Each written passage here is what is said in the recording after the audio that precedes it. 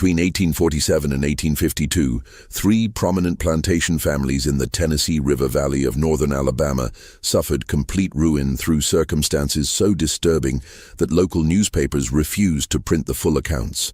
23 people died across these estates, some from fever, others from accidents that defied explanation, and several under conditions the county coroner described only as unnatural cessation of vital functions. The common thread binding these tragedies remained hidden in ledgers, letters, and testimonies that judges ordered sealed for over a century. At the center of every catastrophe stood one woman whose name appeared in ownership papers, household inventories, and eventually criminal proceedings, yet whose true story was deliberately obscured by families desperate to protect their reputations and a legal system unwilling to confront what her existence revealed about the foundations of Southern society. Before we continue with the story of Rachel, a woman whose intelligence and determination would expose the darkest contradictions of antebellum Alabama, I want to invite you to join our community of truth seekers. Subscribe to Liturgy of Fear and hit that notification bell so you never miss these hidden chapters of American history. And please leave a comment telling us what state or city you're listening from. We love knowing where our audience connects with these forgotten stories. Now let's discover what really happened in those plantation houses along the river. What began as a routine estate transaction in the spring of 1847 would set in motion a sequence of events that three families tried desperately to stop, even as they found themselves powerless against forces they themselves had created. Limestone County in northern Alabama had prospered through the 1840s on cotton cultivation, with the Tennessee River providing convenient transport to markets in New Orleans. Three families dominated the social landscape of the county's eastern townships. The Rutledge family owned Fairmont, a 2,400-acre plantation worked by 87 enslaved people. Samuel Rutledge had arrived from South Carolina in 1838 with family money and connections to the state legislature. His wife, Catherine, came from Virginia with pretensions to aristocracy. Their household included 3 children, 2 sons at university and a daughter, Lydia, 19 years old, and attracting attention from neighboring planters' sons. 5 miles upriver, James Haverhill maintained Riverside, a slightly smaller but more modern establishment. He was 43, served as county magistrate, and had political ambitions that required careful management of his reputation. His wife Margaret was 10 years younger, and they had 4 children. The third family, the Crenshaw household at Oak Ridge, operated with less pretense but greater efficiency. Daniel Crenshaw, a widower of 51, ran his 1,800 acres with meticulous attention to profit margins. His 3 children were grown, and his household focused entirely on agricultural production. In April 1847, Samuel Rutledge traveled to Mobile and stopped at an estate sale. Among the items being liquidated were 37 enslaved people. One caught his attention. A woman listed as Rachel, approximately 24 years old, described as house-trained, literate, accomplished in needlework and music, fluent in French and English.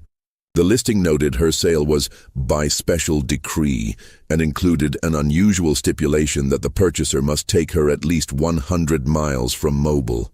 The price was remarkably low, $400, when skilled house servants typically commanded $100–200 or more. Rutledge's interest was practical.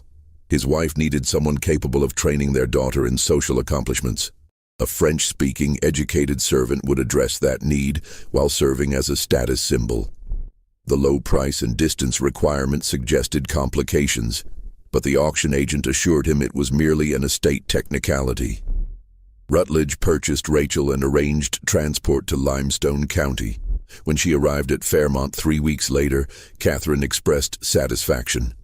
Rachel was tall, light brown skin, and carried herself with unusual composure. She spoke with appropriate deference and demonstrated immediate competence. Catherine assigned her to work with Lydia, teaching French conversation and needlework refinement. For 6 weeks, everything proceeded smoothly. Rachel proved exactly as advertised: quiet, efficient, remarkably skilled at managing household dynamics. But by June, changes appeared. Lydia Rutledge began spending excessive time with Rachel, often whispering and falling silent when others approached. The household atmosphere shifted subtly. Conversations became stilted. Servants seemed tense. What no one knew was that Rachel had begun asking careful questions about cotton prices, which planters paid debts promptly, which families had marriageable daughters, which sons gambled or drank. Each question seemed innocent in isolation, but Rachel was assembling a detailed map of power relationships in Limestone County. She observed that Samuel kept a ledger of substantial gambling debts in his study, that he had begun borrowing against future crops at unfavorable rates. She recognized that Catherine's refined manner concealed financial anxiety. Most significantly, she saw that young Lydia possessed a romantic temperament and sheltered understanding of the world, vulnerabilities that could be cultivated. By July, Rachel had become indispensable. Catherine relied on her for social obligations. Samuel appreciated her organizational efficiency. Lydia considered her a confidant. The other servants had accepted her presence. On July 14, 1847, Samuel sat in his study reviewing accounts, showing his financial situation deteriorating faster than he'd admitted to anyone. Rachel entered to bring coffee, and as she turned to leave, she paused. "Sir, if I may be so bold, I overheard you mention the Haverhill family at dinner. I served in a household in Mobile that had business dealings with Mr. Haverhill's brother. There are matters concerning that family's finances that you might find valuable to know." Samuel looked up sharply, then gestured to the chair across from his desk. Rachel sat and began speaking about Haverhill's business affairs, specific details about failed speculations, concealed debts, partnerships with questionable men.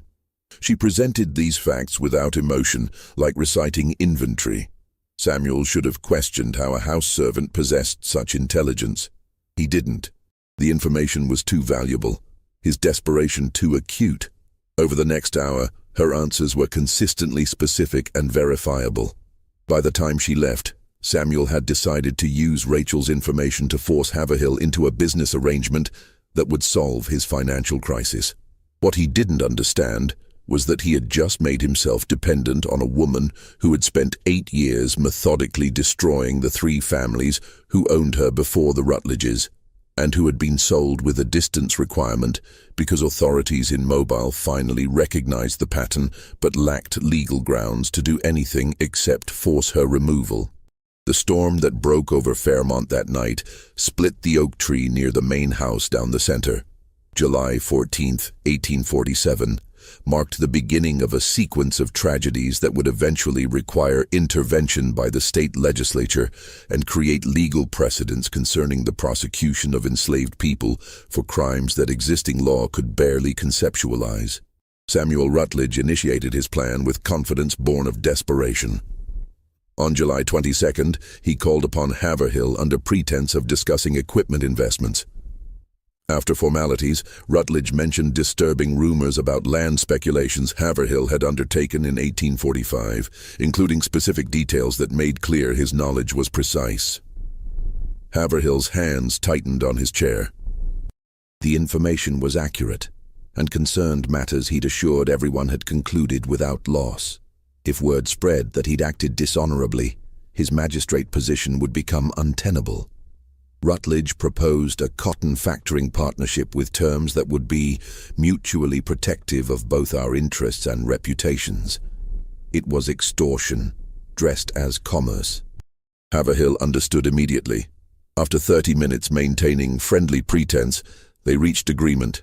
Haverhill would invest $3,000, solving Rutledge's debt crisis, and Rutledge would advocate for Haverhill's political aspirations. Rutledge left convinced he'd secured his family's future. He didn't question how Rachel obtained the information. Rachel received news of his success with quiet satisfaction, not mentioning that the intelligence came from entirely different sources. Months of careful listening among enslaved people who moved between plantations carrying news white families never imagined reached beyond their households. The other servants noticed Rachel's elevated position. The cook, Bess, watched with unease. "That woman ain't right," she told others. I seen this before down in Mobile. Had a cousin worked for a French family there, told me about a woman like her. Said 3 families broke apart, people died, and nobody could prove nothing. The others dismissed Bess's concerns. Rachel had done nothing wrong. She'd simply earned the master's trust. What they didn't know was that Rachel had begun the second phase, involving young Lydia Rutledge. Throughout August, Rachel continued lessons with Lydia, but subtly introduced new topics. She spoke about limitations placed on women in Southern society, about injustices of a system treating both enslaved people and planter-class women as property to be managed by men. She described parallels between a slave who could be sold and a daughter who could be married off to settle debts. Lydia had never heard such talk. Rachel's words articulated feelings Lydia experienced but never voiced. Resentment at having no control over her future. Frustration at being valued for marriageability. "Your father is negotiating your future like a business transaction," Rachel told her one afternoon. "He has decided you will marry the Crenshaw boy to secure a partnership. Have you been consulted?" "How do you know this?" Lydia whispered. "I see the letters in your father's study. The Crenshaw boy drinks too much and has gambling debts. But your father needs the capital, so your preferences don't matter." This wasn't entirely accurate. No firm arrangements existed, but Rachel presented speculation as fact, knowing Lydia couldn't distinguish between them. "I don't love Thomas Crenshaw," Lydia said. "Love is not a consideration in these arrangements. You are inventory, Miss Lydia. Valuable inventory, but inventory nonetheless. In that regard, we are not so different, you and I." Over following weeks, Rachel built Lydia's sense of injustice while offering sympathetic understanding. She encouraged journal keeping, suggested Lydia had rights transcending her father's authority, painted pictures of women making their own choices. What Rachel was doing was creating ideological justification for rebellion, preparing ground for actions that would shatter the Rutledge family. By September, Samuel's arrangement with Haverhill showed strain. The factoring scheme required more capital than projected, and Haverhill's resentment made him uncooperative. Rachel approached Samuel with new intelligence. Haverhill was speaking privately about Samuel's gambling debts and questionable practices. "He means to ruin you, sir," Rachel said with concern. "He seeks ways to damage your reputation so he might withdraw without appearing dishonorable." Samuel's rage was immediate. He confronted Haverhill publicly at the Agricultural Society meeting. The confrontation became scandal, 2 prominent citizens descending into open warfare.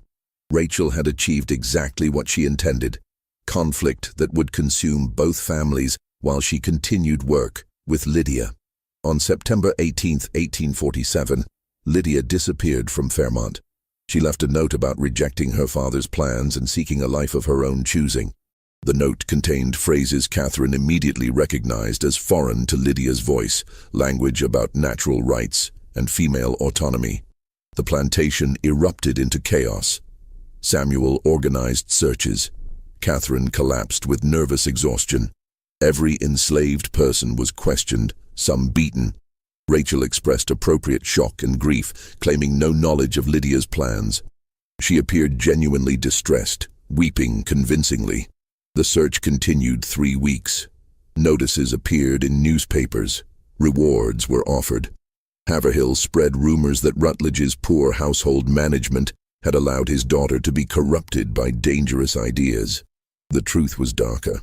Lydia hadn't left entirely of her own accord. Rachel had spent months preparing her psychologically, then arranged her departure through contacts in the clandestine network of free blacks and escaped slaves. Lydia believed she was asserting independence. In reality, she'd been manipulated into an action that would destroy her family's standing while achieving Rachel's objective. Chaos that would blind the Rutledges to broader developments. Because while they searched desperately, Rachel had begun cultivating her next target.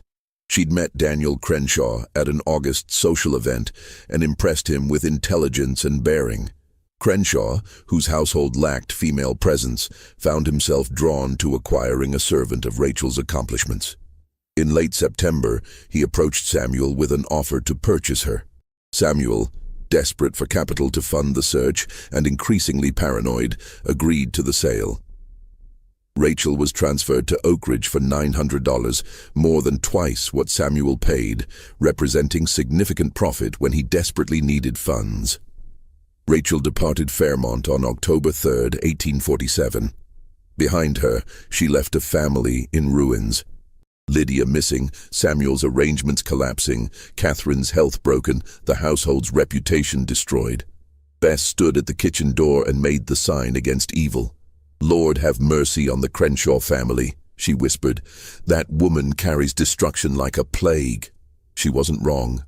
Rachel had already begun her work at Oak Ridge, and Daniel Crenshaw, who prided himself on practical sense and immunity to female manipulation, had no idea he'd just purchased the instrument of his own destruction. The October rains came early that year, isolating the plantations from each other. In that isolation, Rachel settled into her new home and began observing the Crenshaw family with the same clinical attention she'd brought to the Rutledges. She had destroyed one family. 2 more remained, and the most devastating phase had not yet begun. Daniel Crenshaw's Oak Ridge operated with austere efficiency. Since his wife's 1842 death, he'd stripped away social pretensions and focused on agricultural production and profit. His 3 children, Margaret, 23, William, 21, and Samuel, 19, had been raised with emphasis on practical skills and business acumen. Rachel recognized immediately that Oak Ridge presented different challenges. Daniel wasn't easily manipulated by refined accomplishments or feminine charm. He valued practical competence. His children, particularly Margaret, were better educated and more observant than Lydia Rutledge. Rachel adapted.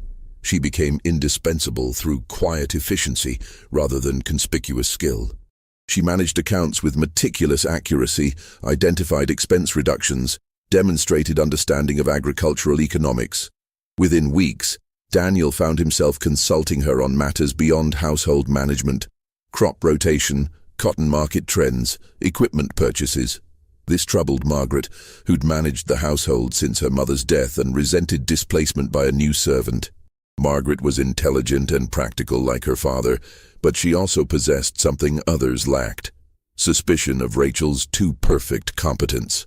"Father, do you not find it strange," Margaret said one November evening, "that this woman possesses education far exceeding what one would expect from someone sold at such low price?" The Rutledge catastrophe began shortly after they acquired her. Perhaps that is coincidence, but perhaps not. Daniel dismissed his daughter's concerns. The Rutledge catastrophe resulted from Samuel's poor business practices. "Rachel has been nothing but an asset. I'll not indulge in female hysteria about coincidences." Margaret said nothing further but began watching Rachel closely. She noticed small things: how Rachel's eyes tracked conversations, the subtle questions she asked field workers, the careful attention to correspondents and visitors. Margaret couldn't identify anything specifically wrong, but she developed growing conviction that Rachel was studying the family for purposes having nothing to do with household management. What Margaret couldn't know was that Rachel's strategy for this family required more patience and different techniques. Daniel couldn't be manipulated through social insecurities because he had none. His children couldn't be turned through emotional vulnerability because they'd been raised to value reason over sentiment. Rachel needed to identify genuine weaknesses, not create them. She found what she needed by early December in the plantation's financial records. Daniel had been borrowing small amounts regularly, not large sums, but patterns suggesting ongoing financial pressure, despite apparent profitability. He was paying interest at rates that would become unsustainable within 2 years. Rachel recognized the pattern. Crenshaw was investing in something beyond cotton operations, something expensive enough to require concealed borrowing. She began investigating with characteristic patience. By late December, she'd identified the answer. Crenshaw was attempting to purchase additional bottomland that would nearly double Oak Ridge's size, but required capital he didn't possess. He was gambling that cotton prices would remain strong long enough to pay off debt before it consumed his existing holdings. This was valuable intelligence, But Rachel didn't act immediately. She needed more than knowledge of Daniel's financial situation. She needed leverage for creating specific chaos. That leverage appeared in January 1848 in the form of James Haverhill. Rutledge's business collapse had left Haverhill exposed to his own creditors. The coerced partnership had failed spectacularly, and Haverhill needed new capital. He knew Daniel Crenshaw was the most financially stable planter in the county, and in mid-January, he approached with a factoring partnership proposal. Rachel was present when Haverhill visited, serving refreshments and appearing inattentive. But she listened carefully, and what she heard gave her exactly what she needed. Haverhill was desperate enough to offer extremely favorable terms, and Crenshaw was considering it because it would provide capital flow for his land purchase without revealing his overextension. After Haverhill departed, Rachel found opportunity to speak privately with Daniel. She expressed concern about Haverhill's reputation. "Sir, I don't presume to involve myself, but when I served at Fairmont, I learned that Mr. Haverhill destroyed Mr. Rutledge through deliberate manipulation and false dealing. The partnership became a trap that ruined the Rutledge family." This was complete reversal of the story she'd told Samuel 6 months earlier. The contradiction didn't matter because the two men couldn't compare notes. They were consumed by mutual hatred Rachel helped cultivate. Daniel listened with interest. Over following days, Rachel continued feeding his suspicions with carefully placed comments. She never pushed too hard, but steadily built a case that partnering with Haverhill would be dangerous. Daniel ultimately rejected Haverhill's proposal. Haverhill departed convinced someone had poisoned Crenshaw against him, and his suspicions naturally fell on the Rutledge family. Rachel had now engineered three-way hostility between the county's most prominent families. But this was still preparation.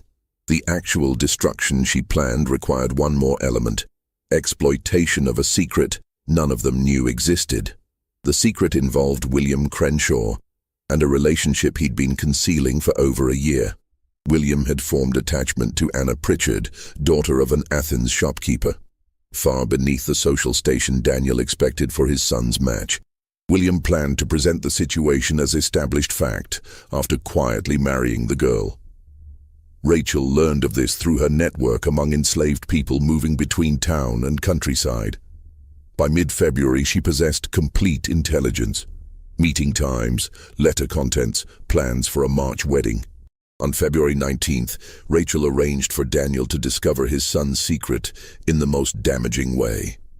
She ensured a letter from Anna to William was delivered when Daniel was present, and William was not.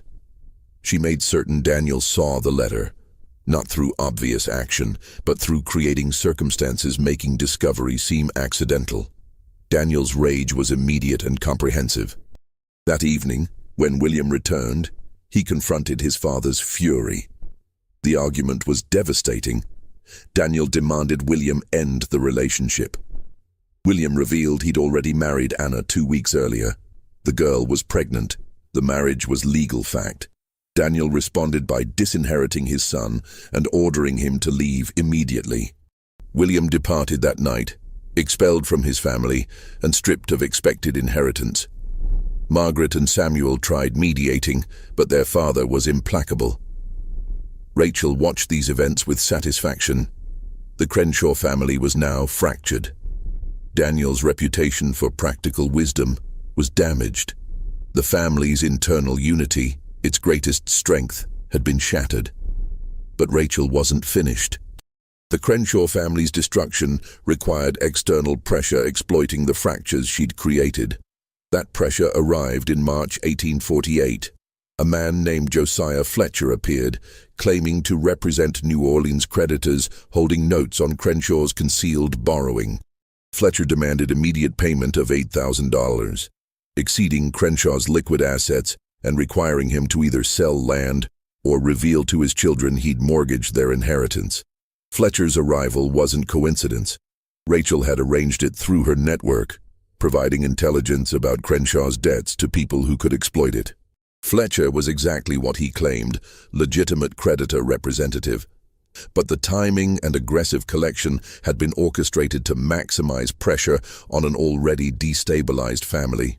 Daniel, facing financial ruin and family collapse simultaneously, made a catastrophic decision.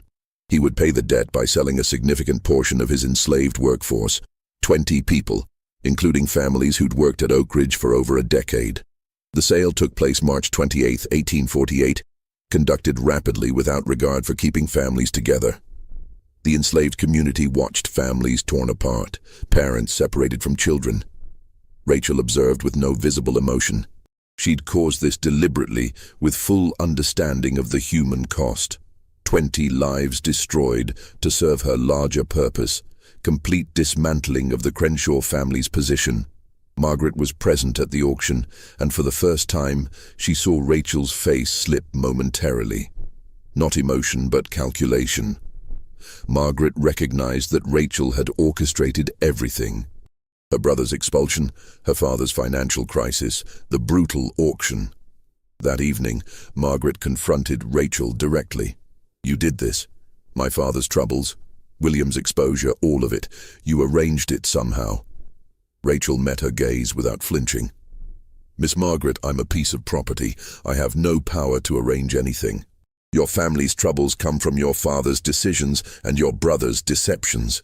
You're a liar and a manipulator," Margaret said. "I will prove what you've done, and when I do, you will hang for it." Rachel smiled briefly. "To prove that, Miss Margaret, you would need to acknowledge that an enslaved woman outwitted 3 prominent planter families. You would need to admit your father was manipulated by his property. You would need to reveal to the entire county that you were destroyed by a woman you claim has no power. Do you really believe your pride would allow such admission?" Margaret had no answer because Rachel was correct. Exposing Rachel's role would require admitting humiliation worse than the destruction itself. Margaret left, knowing the truth but powerless to act. Rachel remained at Oak Ridge, her position more secure because Daniel, desperate to maintain some illusion of control, had come to depend on her competence even as she engineered his destruction. By April 1848, the pattern was becoming visible. 3 families had all suffered catastrophic reverses within months. All had business connections that turned poisonous, and all had at some point employed a woman named Rachel whose presence coincided with their troubles. But visibility didn't equal proof, and proof didn't equal justice. Alabama's legal system had no framework for prosecuting a slave for orchestrated social destruction. Rachel had broken no laws authorities recognized. She'd killed no one, stolen nothing, committed no physical violence. The devastation in her wake was caused by white men's decisions. As spring turned to summer, Rachel prepared for the final phase, involving James Haverhill and resulting in deaths, forcing the legal system to finally confront what she was. But that confrontation would come too late to save the families she'd destroyed. James Haverhill's situation by mid-1848 had deteriorated to desperation. The collapsed Rutledge partnership, followed by Crenshaw's rejection, left him financially exposed. Riverside was barely operational. He needed capital quickly before whispers became common knowledge, completing his ruin. In June, Edmund Fairbanks, a cotton factor from Mobile, expressed interest in forming partnerships with local planters. Haverhill saw salvation. Fairbanks had capital and European market connections. A partnership would solve his crisis and potentially restore his reputation. Negotiations proceeded well, and by early July they'd reached preliminary agreement. During Fairbanks's visit, Haverhill mentioned needing capable household management. Fairbanks suggested his factor's office might help locate suitable servants. As they discussed this, Crenshaw's name came up. "Crenshaw has an unusual servant," Haverhill said. "A woman named Rachel, highly educated and competent. She's said to have almost supernatural abilities in household management and business affairs." Fairbanks expressed interest, and Haverhill arranged a visit to Oak Ridge. When they arrived, Rachel was summoned. She performed exactly as expected, answering questions about cotton markets with sophisticated understanding, displaying fluency in French and impressive mathematical skills. What happened next took place in a private conversation between Fairbanks and Rachel with no witnesses. According to Fairbanks's later testimony, Rachel requested a few minutes on a delicate business matter. She revealed details about Haverhill's financial situation far beyond what he'd disclosed. The full extent of debts, weakness of collateral, and information suggesting he'd systematically defrauded previous partners. She spoke like a lawyer presenting a case, Fairbanks later told investigators. She had specific facts, dates, amounts. She told me Haverhill was trying to trap me in a partnership, making me responsible for his debts while he extracted my capital. She said she was telling me this because she recognized I was an honest businessman being deceived. Fairbanks, shaken, demanded Haverhill provide documentation refuting Rachel's claims. Haverhill couldn't because the claims, while exaggerated, were rooted in enough truth that complete refutation was impossible. The partnership collapsed immediately. Word soon spread that James Haverhill was a man to avoid. Haverhill's rage when he learned Rachel sabotaged his last chance was volcanic. He confronted Crenshaw, demanding the woman be punished. Crenshaw, who had his own reasons to be wary but couldn't admit being manipulated by his property, defended her actions. The argument became public spectacle. Both men said things that couldn't be unsaid. By the time they separated, any cooperation possibility was permanently destroyed.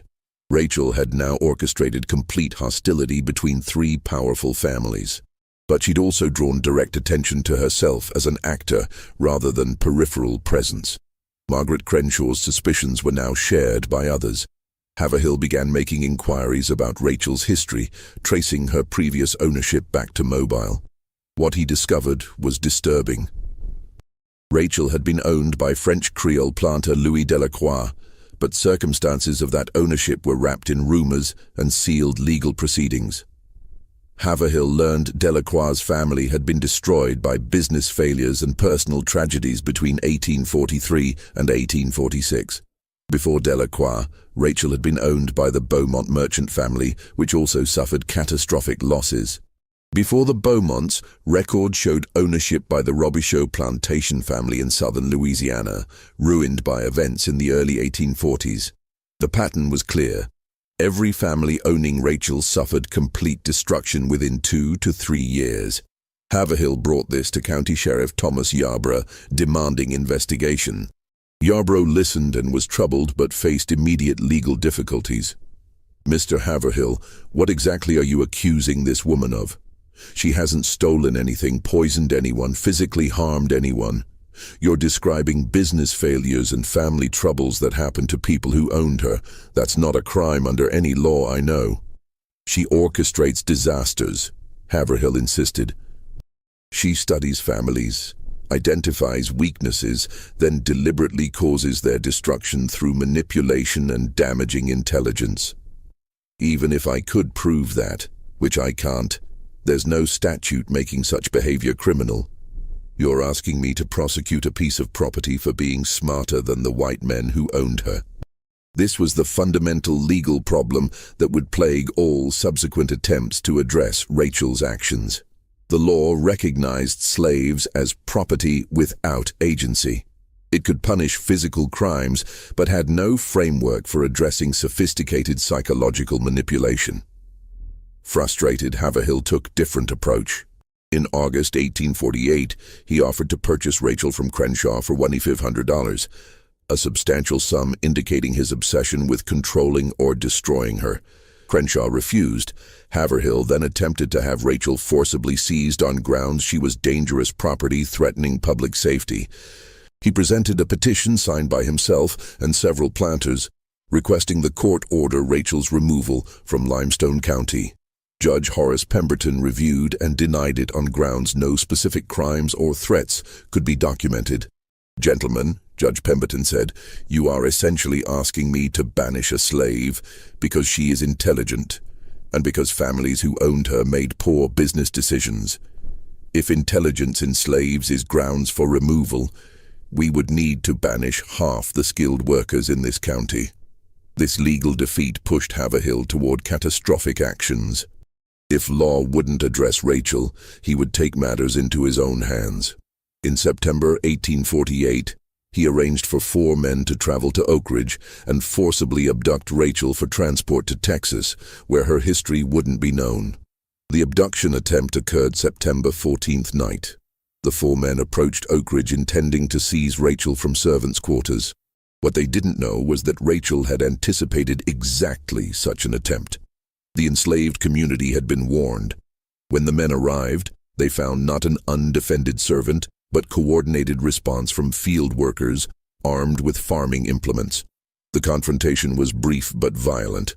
2 would-be abductors were seriously injured. The others fled. Daniel Crenshaw appeared with a shotgun and ordered the men off his property. Afterward, Haverhill's involvement became known through testimony from one injured man who confessed hoping for medical treatment. Haverhill was arrested and charged with attempted theft of property, specifically attempted theft of Crenshaw's slave. The irony was brutal. Haverhill, trying to protect the county from what he saw as dangerous threat, now faced criminal charges. Rachel, who'd orchestrated much chaos, was legally the victim. But Rachel wasn't content with this outcome. The abduction attempt had given her an opportunity she'd been waiting for. Because what no one understood yet was that Rachel had deliberately provoked Haverhill into attempting the abduction, had ensured it would fail, leaving him criminally exposed, and had positioned herself to complete the destruction of all 3 families in a final sequence beginning in October 1848.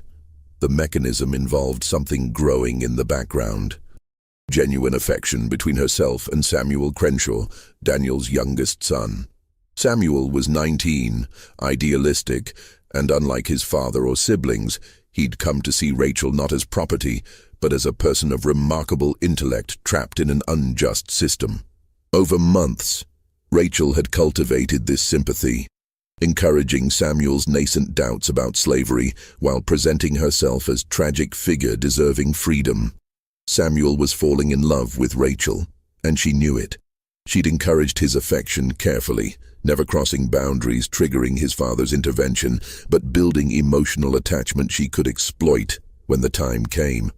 That time arrived in late October, when she told Samuel that Haverhill's associates were planning another abduction attempt, this time intending to kill her to prevent testimony in Haverhill's trial. This was a lie. No such plan existed, but Samuel believed it. Rachel told him the only way she could be safe was if she were free and far from Alabama. She suggested that if someone helped her escape to a free state, she could build a new life where her intelligence would be valued rather than feared. Samuel, driven by love and idealism, agreed to help. He began making arrangements to transport Rachel north through anti-slavery sympathizers. He gathered supplies, planned routes, prepared to accompany her.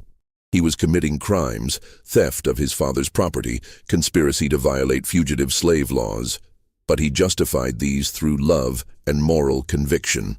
Rachel allowed these preparations to proceed exactly to the point she desired.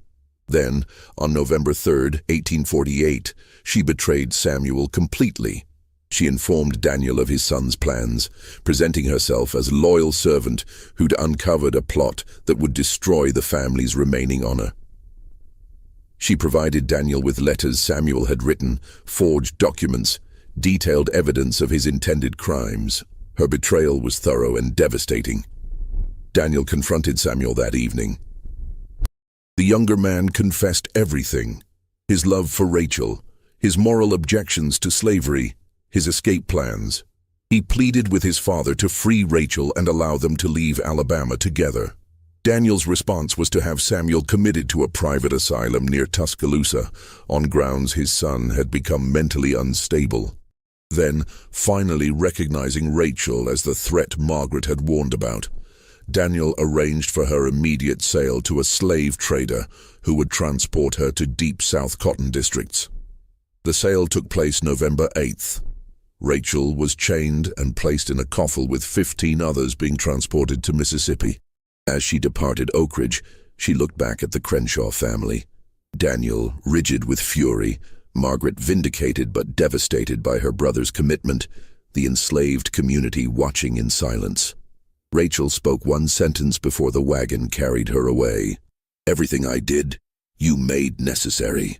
For a moment it seemed Rachel's reign had finally ended. She was gone.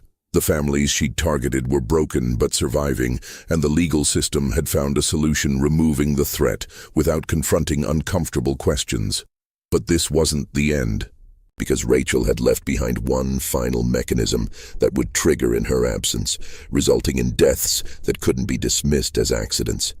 Deaths finally forcing Alabama's legal system to acknowledge what she was. Just when we thought we'd seen the full extent of Rachel's capabilities, the horror in Limestone County intensifies. If this story is giving you chills, share this video with a friend who loves dark mysteries, hit that like button to support our content, and don't forget to subscribe to never miss stories like this. Let's discover together what happens next. The first death occurred November 23, 1848, exactly 15 days after Rachel's departure. James Haverhill was found dead in his study at Riverside, apparent victim of self-inflicted gunshot. Circumstances suggested suicide. Haverhill was alone when the shot fired.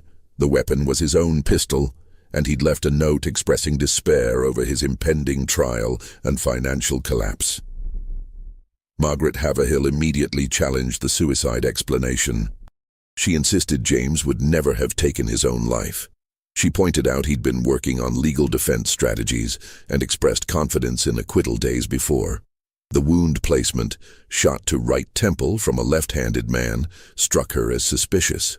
Most significantly, several financial documents were missing from his study, including papers potentially proving his claims about Crenshaw's business practices. Sheriff Yarborough investigated but found no evidence of another's involvement. The house had been locked from inside, no forced entry was visible, no witnesses reported anyone approaching Riverside that night. Yarborough ruled the death suicide and closed investigation, privately expressing relief that a difficult case was resolved without public trial embarrassing multiple families. Margaret Haverhill refused acceptance. She hired a private investigator from Huntsville, former Pinkerton agent Abraham Cornwall, and directed him to examine not just her husband's death, but the entire pattern of disasters afflicting 3 families. Cornwall was methodical. He interviewed servants from all households, reviewed business records, traced Rachel's history to Louisiana, constructed a timeline clearly showing her presence at every catastrophe's center. Cornwall's December report was damning in conclusions but frustrating in legal implications. The woman called Rachel has systematically destroyed the Robichaux, Beaumont, Delacroix, Rutledge, and Crenshaw families through psychological manipulation, strategic provision of damaging intelligence, and deliberate exploitation of vulnerabilities. However, she has committed no acts that Alabama law recognizes as crimes. She has provided advice freely accepted by white men acting on their own authority. She has revealed information that was already true, not fabricated. In short, she has operated entirely within the narrow range of agency that law permits to enslaved persons while using that agency with devastating effectiveness. Regarding Haverhill's death, Cornwall reached disturbing conclusion. While I cannot prove murder, circumstances suggest careful planning by someone intimately familiar with Haverhill's habits, Riverside's layout, and timing necessary to make murder appear as suicide. That Rachel was not physically present is irrelevant if she arranged for another party to act, or if she set in motion psychological pressures leading Haverhill to actually take his own life. Margaret Haverhill brought Cornwall's report to Judge Pemberton, demanding action. The judge agreed Rachel represented unique threat, but remained stymied by legal constraints. Mrs. Haverhill, even accepting every conclusion in this report, what charge would I bring? She was in Mississippi when your husband died. I would need evidence of specific communications planning the act. The law has no category for what this woman has done. While Margaret Haverhill fought her legal battle, the Crenshaw family struggled with crisis. Samuel remained confined to the asylum, where doctors reported he'd become withdrawn and uncommunicative. Daniel visited once in December and was disturbed to find his son apparently broken, sitting silently, responding with single words, showing no interest in anything. Margaret Crenshaw, who'd warned her father from the beginning, watched her family's disintegration with bitter vindication. She joined forces with Margaret Haverhill in petitioning the state legislature to create new statutes addressing crimes of psychological manipulation by enslaved persons. The petition gained some support but encountered significant opposition from planters recognizing dangerous implications. If law acknowledged enslaved people could commit crimes through intelligence rather than physical action, it implicitly acknowledged their agency and rationality, qualities the entire slavery system depended on denying. This debate was ongoing when the second death occurred. On January 17, 1849, Daniel Crenshaw was found dead in the cotton gin house at Oak Ridge. The machinery had apparently activated while he was inside conducting maintenance, crushing him. The death was ruled accidental, but Margaret Crenshaw knew immediately this was murder. Her father had been careful around machinery his entire life. The gin's activation required deliberate action. Moreover, someone had been at Oak Ridge that day, a former field hand sold away months earlier, who'd returned claiming to deliver a message from the trader, now owning Rachel. Margaret reported suspicions to Yarborough, who investigated reluctantly. He found no evidence of tampering. The former field hand couldn't be located. He'd disappeared immediately after delivering his message. The Mississippi trader, contacted by telegraph, denied sending any messenger and denied Rachel made any such arrangement. Yarborough closed investigation with visible frustration. "Miss Crenshaw, I believe your father was murdered, and I believe Rachel arranged it somehow, but I cannot prove it. The law requires evidence, and all I have is suspicion and a pattern explaining nothing in legal terms." The two Margarets now joined forces completely. They pooled resources and hired Cornwall to conduct exhaustive investigation, focused on one question: where was Rachel, what was she doing, and could they find evidence definitively connecting her to murders? Cornwall traveled to Mississippi in February 1849 and located the plantation where Rachel had supposedly been taken. What he discovered was disturbing. Rachel had been at that plantation exactly 8 days, then was sold again to a trader heading to Arkansas. Cornwall tracked her through 3 more transactions over 4 months, always arriving weeks after she'd departed. Finally, in March 1849, Cornwall found her. She was now property of a planter in eastern Texas named Henry Dalton. Cornwall requested permission to interview the enslaved woman for Alabama legal proceedings. Dalton, intrigued, agreed. Cornwall's interview with Rachel lasted 2 hours and was one of the most unsettling experiences of his career. "She answered every question," he wrote. "She provided detailed accounts of her time with each family. She explained her methods with clinical precision, how she studied each household, identified vulnerabilities, provided information calculated to create conflict, and positioned herself to maximize chaos while maintaining plausible deniability. She described psychological techniques for manipulating individuals, intelligence networks among enslaved people who moved between plantations, and long-term strategies ensuring each family's complete destruction. When I asked why she did these things, she said, "Because I could. Because they thought themselves superior in every way, but I was smarter than all of them. Because they bought and sold human beings while considering themselves civilized, and I wanted them to understand what it felt like to be destroyed by someone they considered beneath notice. Because slavery makes us enemies, and in that war I chose to fight with the only weapons available to me." I asked if she arranged the deaths. She smiled and said, "Mr. Cornwall, I was hundreds of miles away when both men died. I sent no messages, gave no instructions, took no actions that could be considered criminal. If those men died, perhaps it was through consequences of their own actions, or perhaps the people they enslaved found their own reasons to seek justice. You cannot prove I did anything, because under your law, I can do nothing. I am property." Property has no agency. Property cannot commit crimes. Your legal system created this situation, and now you must live with it.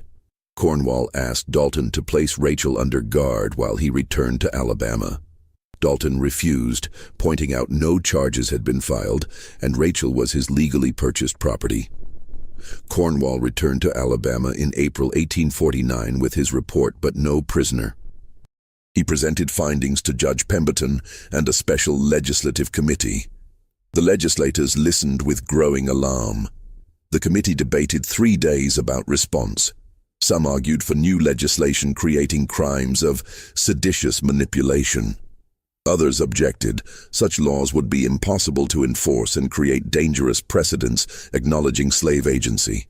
A few recognized the profound irony. The legal system had created a category of people defined as property without rationality, and now faced crisis because one demonstrated superior rationality while remaining legally powerless. The debate was unresolved when the third death occurred. On May 2, 1849, Samuel Crenshaw was found dead in his asylum room. He had apparently hanged himself using bed linens. Doctors reported his mental state had deteriorated severely and suicide had been a concern, though not considered imminent. Margaret Crenshaw received this news in a state beyond grief. Her father was dead. Her brother William was estranged and living in poverty, and now Samuel had taken his own life. The Crenshaw family, one of the most prominent in northern Alabama just 2 years earlier, was effectively destroyed. She knew Rachel was responsible. She couldn't prove it, but she knew. In her grief and rage, Margaret made a decision. She would go to Texas herself, find Rachel, and kill her personally. It was vigilante justice, but it was the only recourse available. Margaret departed for Texas on May 15, 1849, carrying a loaded pistol and determination to end Rachel's reign, even if it meant sacrificing her own life and freedom. What she didn't know was that Rachel was no longer in Texas. She'd been sold again 2 weeks earlier to a planter in Louisiana. And the new owner was connected, through relationships none of the Alabama families could trace, to the original French Creole family in Mobile that had owned Rachel before she began her methodical destruction of southern planter families. Margaret arrived in eastern Texas in early June after a difficult 3-week journey. She went directly to Dalton's plantation, prepared to confront Rachel. What she found stopped her plans completely. Rachel was gone. Dalton informed her coldly he'd sold the woman to a cotton factor from New Orleans 3 weeks earlier after discovering she'd been systematically gathering information about his business affairs. Margaret demanded to know where Rachel had been taken. Dalton provided the name, Guillaume Marchand, and the New Orleans address. Margaret traveled immediately to Louisiana. In New Orleans, she learned Marchand had purchased Rachel for a client, a widow living near Lake Pontchartrain. The widow's name was Elise Delacroix, the remarried wife of Louis Delacroix, the French Creole planter whose estate sale in Mobile had first brought Rachel to Samuel Rutledge 2 years earlier. Margaret felt ice in her veins hearing this name. The circle was complete. Rachel had returned to the region where her pattern apparently began, purchased by someone connected to her earliest known owners. She traveled to the Delacroix estate on June 24th, arriving unannounced and demanding to see both Elise Delacroix and Rachel. The widow received her in a parlor overlooking the lake and after discussion agreed to summon Rachel. When Rachel entered, Margaret saw something unexpected, recognition and sadness in the woman's eyes. Not fear, not defiance, but something almost like regret, tinged with resignation. "Miss Crenshaw," Rachel said quietly, "I knew someone would eventually come. I did not know it would be you." What followed was a conversation lasting nearly 3 hours. Elise remained present throughout, and years later, both women would provide testimony about what was said. Margaret began by demanding to know why Rachel had destroyed her family, orchestrated deaths, ruined lives. Rachel's answer was comprehensive.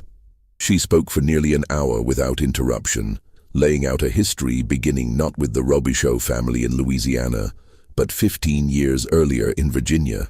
Rachel had been born free in Richmond, daughter of a free black craftsman and a French woman. She'd been educated by her mother in reading, writing, French, needlework, and music. Her childhood had been comfortable by standards available to free blacks in the South. When Rachel was 16, her father died in a workshop accident. Within months, creditors claimed his estate and seized his property, including, through manufactured documentation, his wife and daughter, claiming they were enslaved people he'd been keeping illegally as free. Rachel's mother died within a year. Rachel found herself property of a Richmond merchant family, transformed from free and educated to enslaved and powerless through mechanisms entirely legal under Virginia law. "I was not born to slavery," Rachel told them. "I was not raised to accept it as natural. I was educated to think, to question, to understand I was a human being with rights and dignity. And then one day, because white men decided they could steal my freedom, I became property. Do you understand what that does to someone? To know you are capable of everything your owners are capable of, that you are likely more intelligent than most of them, but society has decided you are an object to be bought and sold." She described years following: shock of enslavement, rage that had to be concealed, gradual recognition that physical escape was unlikely, but other forms of resistance were possible. She'd been sold several times in Virginia, then transported to Louisiana in 1839. Each sale taught her more about plantation families, their vulnerabilities, how their vices and fears could be turned against them. "I decided that if I could not be free, I would at least make them pay. I would show them that the people they considered property were capable of destroying them completely. I would prove their assumptions of superiority were delusions, and that their power came not from inherent worth, but from legal structures that could not protect them from someone who understood those structures better than they did." She described her methods: observing families for months, learning secrets, identifying weaknesses, mapping relationships sustaining their power. She'd cultivate information sources among other enslaved people, building networks extending across plantations. She'd position herself as indispensable through genuine competence, ensuring owners came to trust her. Then she'd begin destruction, sometimes providing accurate intelligence to the right people at the right time, turning allies into enemies. Sometimes encouraging vulnerable individuals towards self-destructive actions. Sometimes requiring patience, planting seeds that would grow over months before bearing poisonous fruit. Always maintaining plausible deniability, ensuring nothing could be traced back to her in ways the legal system would recognize as criminal. "The beauty of it," Rachel said with something like pride, "was that I never had to lie. Everything I told each family was true. I simply chose which truths to reveal and when. Samuel Rutledge's gambling debts were real. James Haverhill's business betrayals were real. Daniel Crenshaw's financial overextension was real. I did not create their weaknesses, I simply exploited them with strategic precision." Margaret interrupted, voice shaking. "And the deaths? My father, James Haverhill, my brother Samuel, were those also just strategic exploitation?" Rachel was silent before answering. "Your father's death was not my direct action, but it was my design. I arranged for information to reach certain people who had their own reasons to want him dead, debts he had not paid, promises he had broken. I ensured his movements were predictable and the gin house would be unguarded at a particular time. Someone acted on that information, I do not know who. Haverhill was similar. I never instructed anyone to kill him, but I ensured his despair was complete, that he saw no path forward, and that certain individuals knew he possessed documents threatening them. Whether he killed himself or was killed by another, the outcome was what I intended. Your brother." Rachel's voice softened.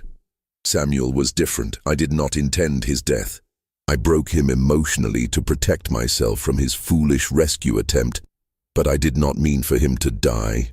That was regrettable." The word regrettable sent Margaret into fury. She pulled the pistol from her traveling bag, aiming it at Rachel, demanding Elise leave the room so justice could be done. Neither woman moved. Rachel looked at Margaret with steady eyes. "You will not shoot me, Miss Crenshaw, because if you do, you will never know the rest of the story, and you will never understand why Madame Delacroix purchased me specifically to hear my confession." Margaret kept the pistol trained but demanded explanation. Elise provided it. "My first husband, Louis Delacroix, was destroyed by this woman's actions between 1843 and 1846, Elise said quietly. "His business failed, his health collapsed, and he died believing himself cursed. When I learned she was being sold through New Orleans, I arranged to purchase her through my factor. I brought her here not to continue exploiting her labor, but to hear the full account of her actions. She has spent the past 3 weeks writing a confession, not a legal confession, but complete documentation of her methods, her philosophy, and her justification." Elise crossed to a desk and retrieved thick papers, perhaps 80 pages covered in neat handwriting. "This document is extraordinary, Miss Crenshaw. It is meticulous account of how an enslaved woman systematically destroyed 6 prominent Southern families over a decade. It is also devastating critique of slavery from someone who experienced both freedom and bondage, who possesses education equal to any scholar, and who used those gifts to wage war against the system that enslaved her." Margaret lowered her pistol slightly. "Why would you want such a document?" "Because I needed to understand," Elise said. "My husband was not cruel by our society's standards, yet this woman destroyed him. I needed to know whether he deserved it, whether there was moral logic to her revenge, or whether she was simply a destroyer who enjoyed causing pain." "And what did you conclude?" Elise looked at Rachel. "I concluded that slavery creates women like Rachel, and then acts surprised when they use the only weapons available to them. I concluded that a system reducing intelligent human beings to property should expect those human beings to resist in whatever ways they can. I concluded my husband's destruction was not random cruelty, but calculated warfare by an enemy he never acknowledged as human enough to be dangerous." "That does not excuse what she did," Margaret said. "It does not bring back my father or my brothers." "No," Elise agreed. "Nothing can do that. But perhaps understanding can prevent future Rachels from being created." Rachel spoke again. "Miss Crenshaw, you came here to kill me. I will not stop you if you choose, but I ask you to consider, if you kill me, you prove the system works, that white people can destroy black people who threaten them. If you let me live, you prove something more disturbing, that you cannot stop someone like me, that your legal systems are vulnerable to intelligence they refuse to acknowledge, and that slavery contains within itself the seeds of its own destruction." Margaret stood with the pistol, facing the woman who destroyed her family, and recognized she was confronting something larger than personal revenge. Rachel was not just an individual criminal. She was demonstration of fundamental instability in the entire social order. She'd proven enslaved people could be more intelligent than their owners, could manipulate the supposedly superior white race, could exact revenge that no law could prevent. Killing her would solve nothing. The knowledge she possessed, the methods she'd developed, the confession she'd written, these would not die with her. And there would be other Rachels, other intelligent enslaved people, driven to resistance by the unbearable contradiction of being treated as property while possessing full range of human capacities. Margaret lowered the pistol completely. "I will not kill you, but neither will I leave you unpunished. I will take your confession to the Alabama legislature and to newspapers throughout the South. I will make certain every slaveholder in America knows what you have done and how you did it." Rachel met her gaze steadily. "That is your right, Miss Crenshaw, but consider, if you publicize my methods, you also publicize my humanity, my intelligence, and my moral critique of the system that enslaved me. You prove we are not the childlike innocents or savage brutes your society claims. You demonstrate we are fully human, capable of sophisticated thought and strategic action. That proof may be more dangerous to slavery than any violence I could commit." The confrontation ended there. Margaret took custody of Rachel's confession. Rachel remained at the Delacroix estate, her future uncertain. Margaret returned to Alabama with the confession and began the process of bringing it to official attention. The Alabama legislature created new statutes in 1850, addressing crimes by enslaved people involving psychological manipulation. But these laws were vague, difficult to enforce, and ultimately ineffective. They acknowledged the problem Rachel represented without solving it, because the fundamental contradiction remained. Admitting enslaved people could commit sophisticated crimes required acknowledging their intelligence and agency, which undermined slavery's entire ideological foundation. Rachel herself disappeared from historical records after 1850. Whether she remained with Elise, was sold again, escaped to freedom, or died, none can be determined from available documents. She vanished into the anonymity of the enslaved population, her specific fate unknown, but her impact lasting. For the families Rachel destroyed, no legal resolution could repair the damage. Samuel Rutledge never recovered from his collapse and died in 1853. Lydia was eventually located in Ohio in 1851, living under an assumed name and refusing to return to Alabama. Margaret Haverhill remarried in 1852 and attempted to rebuild her life far from Limestone County. Margaret Crenshaw never married. She devoted remaining years to managing what was left of the estate and to private obsession with documenting what Rachel had done. In 1867, after the war ended slavery, Margaret wrote in her journal, "I have spent 18 years trying to comprehend that woman. I understand her methods now and her motivation. What I cannot reconcile is that I find myself almost admiring her, even as I hate her for what she did to my family. She was an enemy of great intelligence and determination, and she won our war completely." Margaret died in 1871, leaving behind boxes of documents related to Rachel's case. These papers were eventually donated to the Alabama Department of Archives, where they remained largely unstudied until the 1960s. The confession itself was briefly accessible to researchers in the 1970s before being restricted again. Scholars who examined it described it as one of the most sophisticated first-person accounts of slave resistance ever written. One passage from Rachel's confession appears repeatedly in historical works, her explanation of why she chose psychological manipulation rather than physical violence.